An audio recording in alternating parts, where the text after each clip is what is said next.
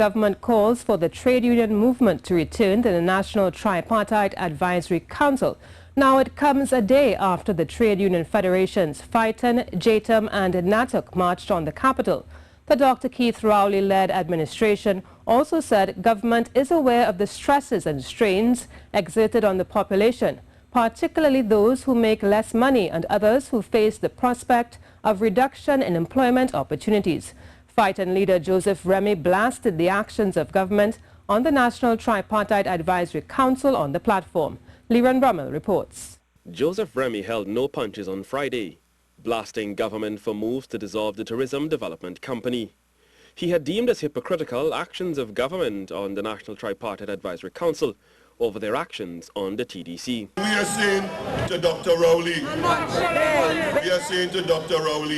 you, when the TDC matter arose, you said you are the head of the cabinet, and as such you take full responsibility. Now I hope you take full responsibility, knowing that the appeal court said that you were damn wrong. So what you're supposed to do is correct the wrong that you did, re-employ the workers in TDC, and let us fix the tourism sector so we could have full and complete diversification of our economy. He said the labour movement presented what he called a labour economic action plan to the council when it was convened. The trade union movement said, let us put something on the table, because they always say we're complaining but we don't have nothing. We have something, a very comprehensive document.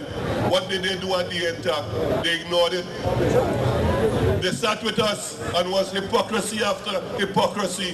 While we sat down in the Tripartite Council, they started to send home workers. But in a release issued on behalf of the Office of the Prime Minister through the Ministry of Communication, government called for the movement to return to the National Tripartite Advisory Council. It said, quote, the government, with a wider responsibility for the entire population, would hope that the workers' representatives would acknowledge the reality and outcomes of our straitened circumstances and return to the tripartite approach enabled by the government, rather than rely on threats, bombast, finger-pointing and insults, since these invectives would do little to assist us in treating with the harsh realities of our current economic circumstances, end quote. The administration believes this tripartite civil approach through this body should provide the most meaningful forum to address the myriad of challenges which all parties must face as it seeks to overcome and survive the current economic crisis. Liran Brummel, C News.